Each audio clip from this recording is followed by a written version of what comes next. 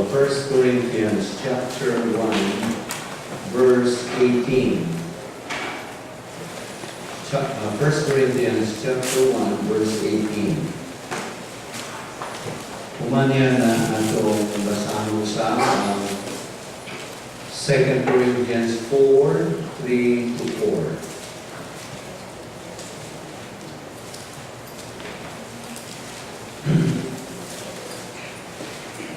First Corinthians 1:18, nag-iwan sa English. For the message of the cross is foolishness to those who are perishing, but to us who are being saved, it is the power of God.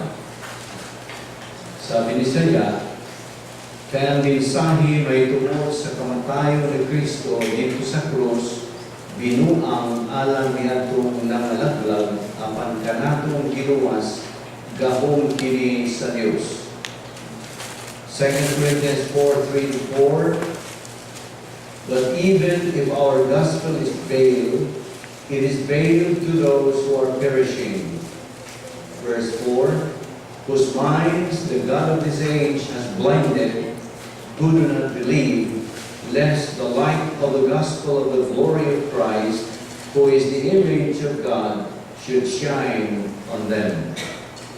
Sabi ni Saya, kay kung wala hisabti ang maayong balita nga among giwali, ang wala makasabot niini kadturang wala mga luwas. Versikulo 4, dili sila mutuo niini tungod kay gibutaan man sa Dios niini kalibutan na ang ilang mga hunahuna. Busa, dili sila makakita sa kahayag sa maayong balita, may tungod sa himaya ni Kristo nga mao ang sibo nga dagway sa Dios. It is our privilege as believers to feast daily upon the Word of God. This is our manna from heaven, provided by God in His grace. It is the third and last of the great grace gifts which God has provided through Christ. Man was provided with the right woman, the quintessence of human happiness at the point of creation of man. The second gift was salvation. And the third gift has to do with the Word of God. All are connected with Jesus Christ. Jesus Christ created man. Jesus Christ created a woman sometime afterward, and that was a gift. Jesus Christ gave Himself on the cross. That's the second great gift in history. And the third one is the fact that Jesus Christ has permitted in writing some of His thinking which can be understood by us. So actually at this point, we are bringing the three together. It is the ministry of God, and it is of God the Holy Spirit, that helps us to understand the Word of God. Ang Diyos Espiritu Santo lamang ang magpasabot kanato sa puno sa Diyos. It is the ministry of God the Holy Spirit that made the gospel real in our right lobe, turning gnosis into epignosis. It is the ministry of God the Holy Spirit that provided the redoing of the earth, the redecoration of the earth in 5 days, so that when man and woman spent whatever it was, 1,000 years in the honeymoon, they had the most beautiful possible environment. That was the ministry of God the Holy Spirit.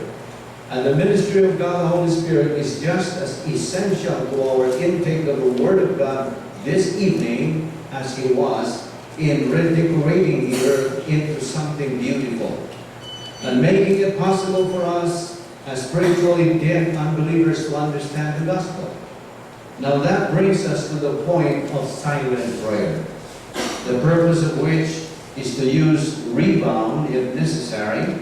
We call it the divine eraser, so that God the Holy Spirit can control our lives, so that this portion of the mind of Christ plus others that we're going to study can be well understood. Therefore, let us pray. Amen.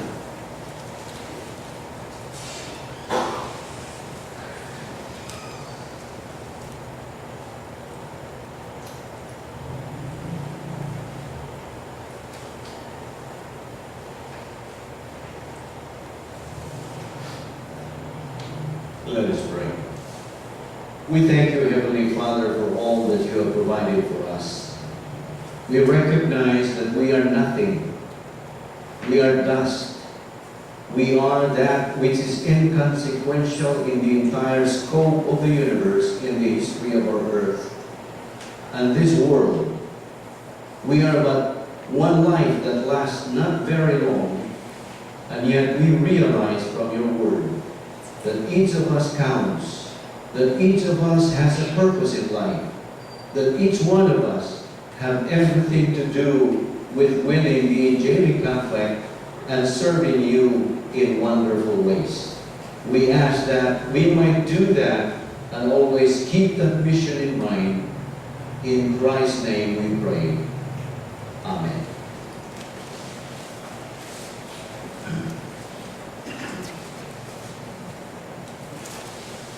First of all, may I ask you, this question is rather morbid. What is the worst conceivable kind to die? What do you think? What is the worst conceivable kind to die? Is it to die of cancer? Is it to die of an accident? Or to die of murder? They are not the worst conceivable kinds to die. But what do you think? Ang sabi niyo na, ang say pinagtrabihan ng mata sa kamatayan. I know what's in the back of your mind. The answer is, it is to die as an unbeliever. That's the worst. That's the worst conceivable kind to die. Now this is one motivational challenge that every believer can use to evangelize unbelievers. As evangelists or any believer in Christ, kaganihan buntag ang atong guest speaker, Pastor La Rosa, emphasized that every believer, ang tanan gyud gihatagan o gasa, spiritual gift. So an evangelist, or any believer in Christ for that matter, is motivated to witness unbelievers and lead them to Christ because he knows the most horrible, ominous future of an unbeliever. Nakakana sa Lucas 12:46, John 3:18, Revelation 20:15, and Revelation 20:10. Unsa man yun ang kaugmaon sa usa ka dili magtuo. Karong gabi, kung ikaw dili pa magtuo, paminaw ko like, listen very well. This is your future. The unbeliever's horrible future or ultimate destiny is the lake of fire, which most people call hell. And you know the lake of fire, linaw sa kalayo, or impyerno, is God's garbage dump. Have you been to the garbage dump in Dampas? Is it in Dampas? That's the garbage dump.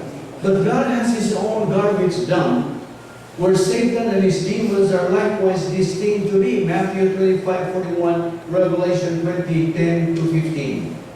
Unsay pulong kang Ginoo Kristo sa dili mong tuo. What did He say about Judas Iscariot, who was an unbeliever? Better for this man never to have been born. The terrible and horrible future of an unbeliever in the lake of fire is characterized by total frustration forever, total exasperation forever, total loneliness forever, total darkness forever, total pain forever, total suffering forever, with all pains forever, no second chance, no more escape. It is a condition of unspeakable misery, everlasting fire, where their warmth dieth not, and the fire is not quenched. Mark 9:44. There is blackness of darkness. Jude 1:13. The smoke of their torment ascended up forever and ever, and they have no rest, day or night. Revelation 14:11. That's how the Word of God describes the unbeliever's ultimate destiny, the lake of fire, or what most people call hell. However, this is not to scare you. I'm not scaring you. If you are an unbeliever this evening, that is God's stimulus or provision for you to respond to. God is giving you His stimulus, which there's a response.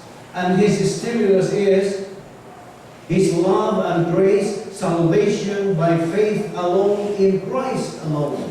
Believe on the Lord Jesus Christ and thou shalt be saved.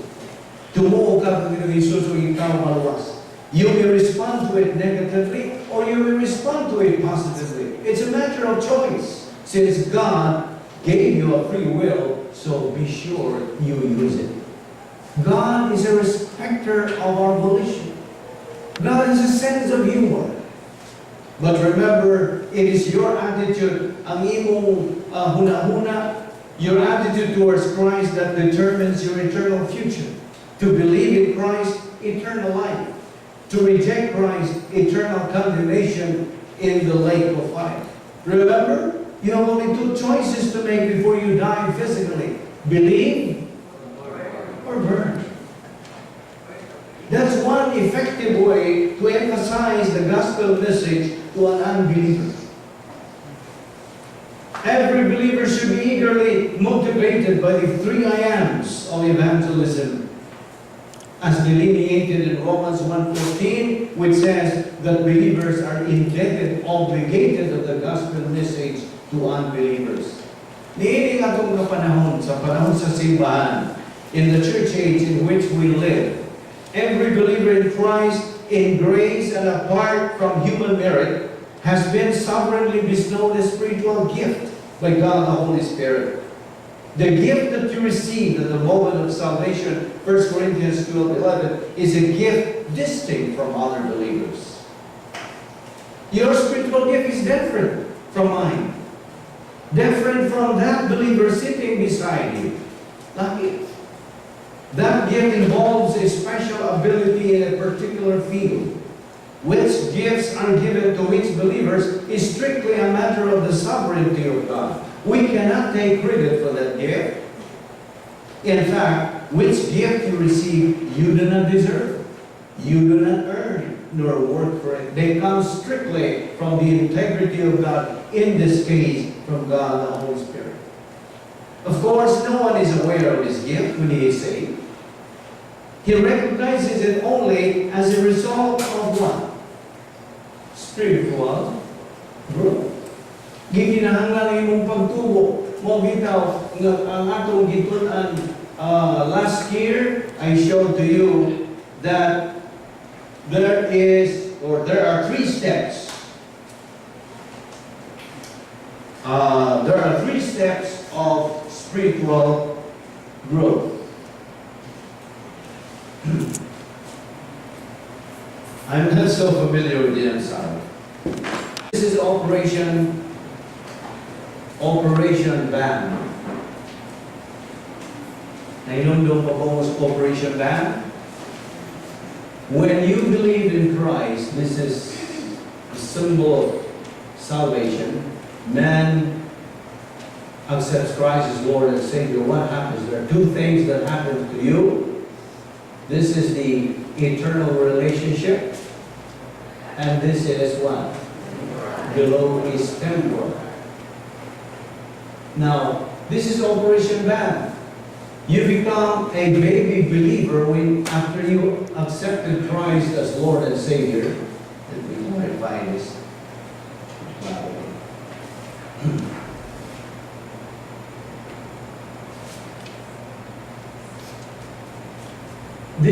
You are a baby believer. Bata kang masusok pagdawat ni Kristo. Kung dili ka mo padayon sa pagtuon sa puno sa Dios, dapat ka na sa 2 Peter 3:18, which says, "But grow in grace and in the knowledge of the Lord Jesus Christ." So you continue taking in Bible doctrine, you reach the stage of what? Adolescence. Magpadayon ka sa pagtubo. And as you continue growing in the Word of God, every day you have to feed your soul, just as you eat physical food every day for your body, then your soul needs the food of the Word of God. Matthew 4:4 says, what? Man does not live by bread alone, but by every word that proceeded from the mouth of God. Continue until you reach the top. And what is the top? Operation Bamani. It is spiritual maturity. So, unsas din saya spiritual maturity? Pagkahamtong espiritual. So, mo ka na nagiginahanglan ang imong pagtuon sa puno sa Diyos. Mo bitaw na daghang sa gawas nga mangyudunan mangyud ang puno sa Diyos agawan lawan. If you eat food, physical food, material food for your body, your soul needs food, which is the Word of God. So if you just ignore the Word of God, then this is not going to happen. You become a baby believer forever. Masusok. You cannot glorify God. So therefore, no one is aware of his gift when he is saved. He recognizes it only as a result of spiritual growth. Even if any spiritual gift is never specifically discovered, it functions automatically with spiritual maturity. Our concern, therefore, is not what is my spiritual gift. Our concern is to what? To grow in the Word of God. Mao ka na atong concern. In Matthew 24:14, God mandates every believer to proclaim the gospel to all the world. And why Paul is not merely unashamed of the good news, but is proud of it, even boastful. 1 Corinthians 1:31. Nga naman, for it is the power of God unto salvation to everyone that believes. Yes, when the gospel is preached, it has power. Na ay gahom. The power is not in the preacher or because of the persuasive eloquence of his message, but rather that God was pleased through the fullness of what was preached to save those who believe. 1 Corinthians 1:21. Now the point here is that as you continue to get plugged to Bible doctrine, you're going to realize you have the specific spiritual gift. It is a doctrinal fact that when a believer reaches spiritual adulthood, his gift functions fully and effectively, even if he is unaware that his activities involve a spiritual gift. Now, through the lenses of Bible doctrine, let the Word of God circulate in the stream of consciousness, which our pastor always mentions about. Circulating in the stream of consciousness. Through the lenses of Bible doctrine, you will come to realize that God in eternity past, through His omniscience and the marvelous function of His divine decrees, would be choosing you, perhaps as Christ's slave to be the spreader of good news, a herald of truth, in fulfillment of the Great Commission as delineated in Acts chapter 1, verse 8. In fact, kanto si Pablo, Apostol Pablo, implied that there is discipline for failure to witness at the opportune moment. Mankind. There is discipline for failure to witness at the opportune moment. Diyan tingali mga higayon sa mong kinabuhi, nagyatagan kag paagi nga ikaw makasugod na sa pagsangyaw sa mga balita sa kaluwasan apan imo lang kadtong gipalabay. There is discipline for failure to witness at the opportune moment, even as there is reward related to witnessing in the power of the Holy Spirit. Paul further says in 1 Corinthians 9:16 as, "For I preach the gospel, I have nothing to boast of, for necessity is laid upon me. Yes, Woe is me if I do not preach the gospel. Romans 1:14 also says, how then shall they call on him in whom they have not believed? And how shall they believe in him of whom they have not heard? And how shall they hear without a preacher? Verse 15, and how shall they preach unless they are sent? As it is written, how beautiful are the feet of those who preach the gospel of peace, who bring the glad tidings of good things. You see, Apostle Paul was considered the greatest evangelist and witness for the Lord Jesus Christ that the world has ever known. He is indeed the model of every evangelist. In the States, we have at present a renowned doctrinal evangelist, Rick Hughes, under Baraka Church. His ministry was founded for the purpose of communicating the Word of God to students and administrators in private schools and churches across the U.S. I spoke to Pastor La Rosa about it, and of course he knows Rick Hughes. I always try to find that in the internet. And Rick Hughes is my pattern, is my model in this kind of ministry. And he is under the Operation Grace World Missions, like Pastor Ralph La Rosa and Gary Horton, among others. Now, as evangelists, ayaw kalimot that we are salesmen for Christ. In fact, every believer is a salesman carrying a perfect product, which is the message of salvation with an eternal warranty. The products they're selling are the following: life insurance, assuring eternal life for those who would believe in Christ, and fire insurance, assuring insurance and protection from burning forever in the lake of fire. And how much does this product cost? It's free. Why free? It is free because Christ has already paid it in full at the cross. All you have to do is to accept it by faith. Again, repeat this. You have two letter B's to choose from: believe or believe. There are 5 reasons why people want to get saved. Doon ay 5 kakatarungan ngano, doon ang mga katawhan buot nga maluwas o kaluwasan. 5 reasons why people want to get saved. Number 1, fear of death. There is always fear of death. Fear of the unknown. Kung wa kay kamatuoran, wa kay pagtuon. Kung unsang yun ang imong dangatan, inigbiya ni mo'y kaliwan na ni mo'y kalibutan. Okay? All of us are going to die, whether we like it or not. That's a fact of life. When yours is, I don't know. When mine is, you don't know. All of us are going there. Though some people fear death. But once you know the truth, lalo na sa Juan 8:32 pagkat, you shall know the truth, and the truth shall make you free. So therefore, once you have the Word of God, ug ikaw nagatubo sa puro sa Dios, wala kaya ay kamalatan kung bahin na dinis kamatayon. Nahibaw ka ng asa ka, you know your destiny. So number 1 reason, therefore, is fear of death. Number 2, they want forgiveness of sins. Buot sila o pagpasaylo sa ilang mga sala. Number 3, they are lonely.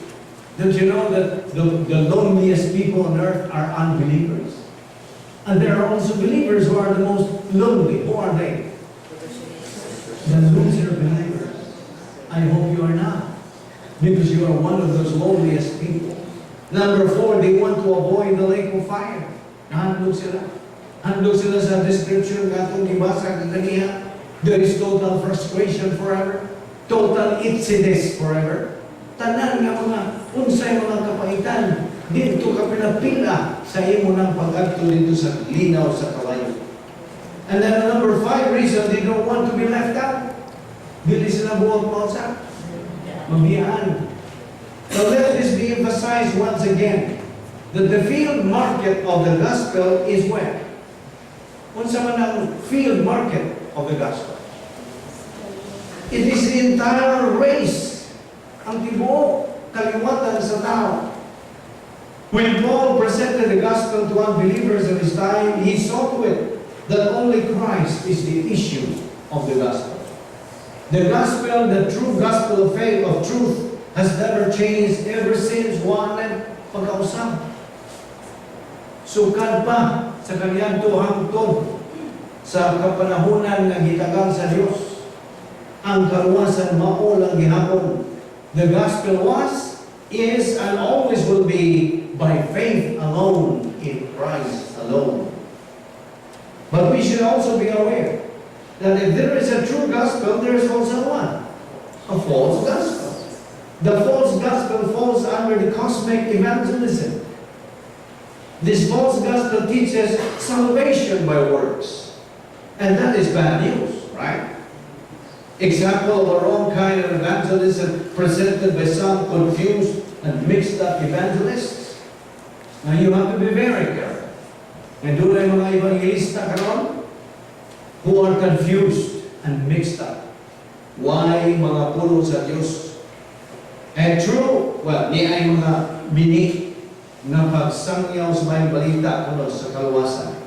When they say, repent and then believe in Christ. Gusto ba na?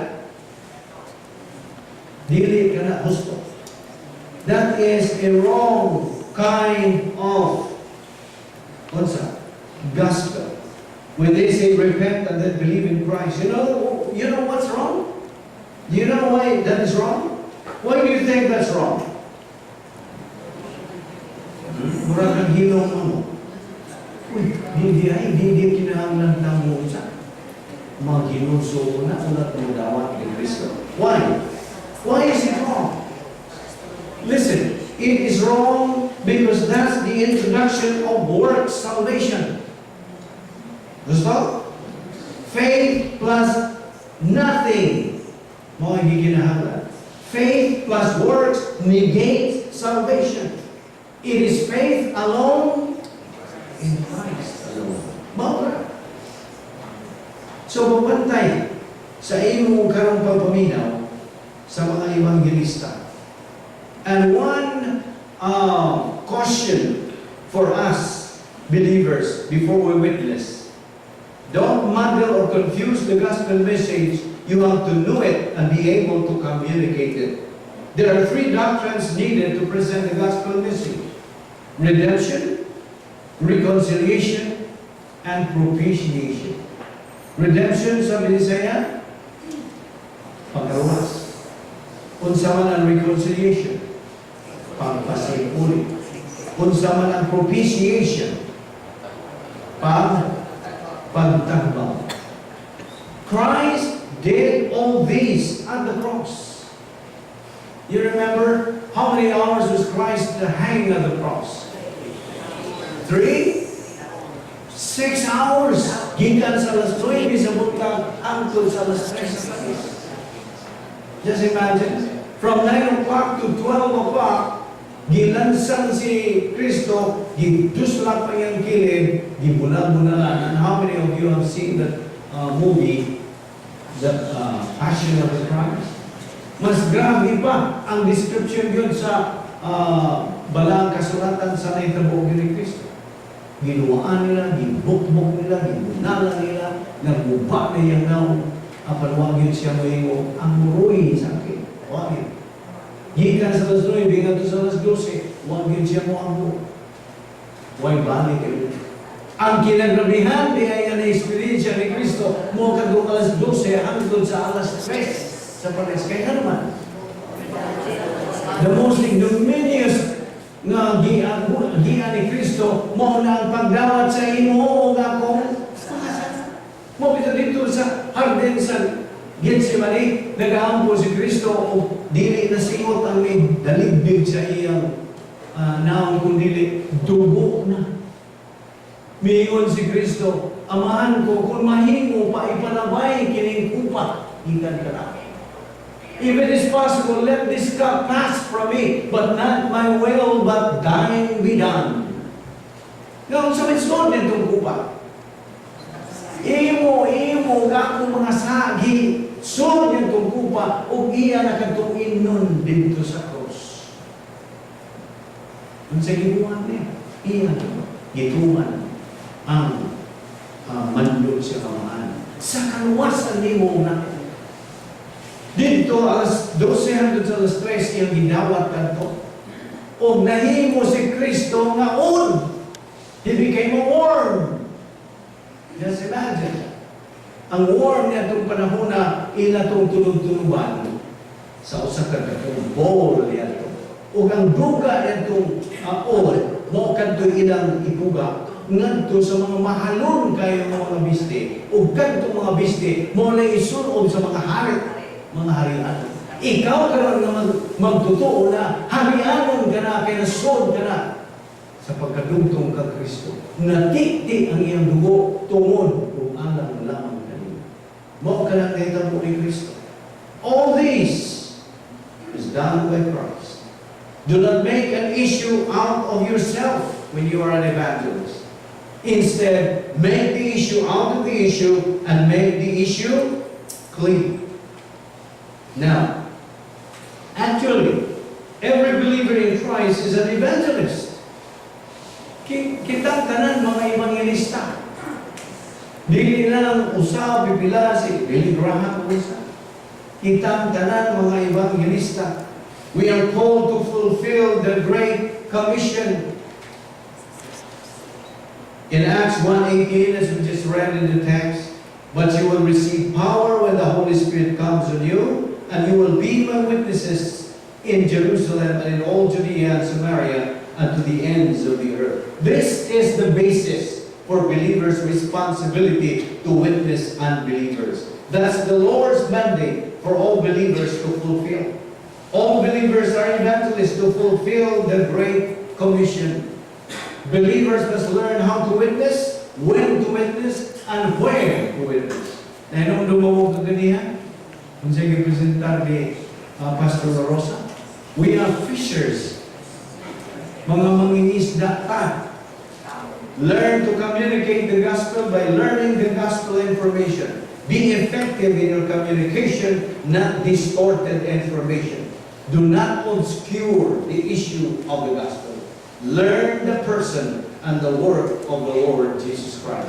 Now let me emphasize again, as I have emphasized this afternoon during the reception, that ubaw kini sagad yun akong isulti sa niyantong mga tender o Bible study. Aw, usa yun akong pautanan. Unsa mong yun ang inyong tuyo na magtuon kas pulo sa Diyos. Kang silang mga tuwang, aron mong tumo, sa aron paghimaya sa Diyos, alang ka na po usa na yun nga simple rin yun, yano rin yun ang tumang, ngano nga magtuon tas pulo sa Diyos. Ako malikot. Kamo nga sige tampong sa mga Bible study, o gini atong Bible study naghihimo uban sa atong pastor ng tutudlo boy, unsa man. Ayaw kalimot nga ang imo rag tuyo kung doon sa pulong sa Diyos mao ang naunta si Kristo mahimong tinuod sa imong kinabuhi. Mora. Ayaw nagiguling ko, ayaw nagdaghang kapuntan. So Christ will become real to our life. Karon kabi mangutana ko nimo, tinuod na ba si Kristo sa imong kinabuhi? Kaya kung tinuod na siya na alang kanimo, nan anaa ka na sa ang nga ang mando sa Diyos, ikaw imong gituman ang mando sa Diyos. So, if you are timid or shy, too conscious sa pagsangyaw sa may balita sa kaluwasan, tingali mo rin ngayon ka, mauwa o musangyaw. Asa ka magsugod sa imong pagsangyaw? Kinsa imong unahon? Ang imong mga suod sa kinabuhi, ang imong inahan, imong amahan, imong mga igsoon, the closest people on your life, in your life. Mao ka na imong unahon. So magsugod ka sa imong pamilya. Now, I have met people in the States who are the only believers in their family. In their family. Most of their members of the family are atheists, Buddhists. Dito sa Amerika, makatagbo kang nagkalalaki mga tinuan. Ako nang nag-isultihan kaniya itong kauban ng trabaho mismo, Amerikano. Sige na siya o kanang sulting na, oh my God! Oh my God! Pero siya, well-known, siya nga dili yun ang totoo. Wang yun siya tinuwan, siya mo sa wang yun. Apan sige na siya, oh my God! Oh my God! One time I asked him, why do you keep saying, oh my God, when you don't believe in God? Oh, that's only expression. Expression, yun ko na nalina. Kung makita niyo kung sa kang grabe, ang usakan dili magtotoo. Now, if you are timid, ikaw manggiwawan or shy, too conscious, have this attitude. In the States, we have this more silbing parlance na ninaw. Kung ikaw mura ka na ipagkamaging pugon, you are too conscious, unsa insulti sa uman na itong sa imong stand. Diba kung sa ang ngayon, have this attitude, the attitude of, so what? That should be your attitude. If you are right with God, and people talk about, say, like, gusto mo, mo ka na mo siya. So what?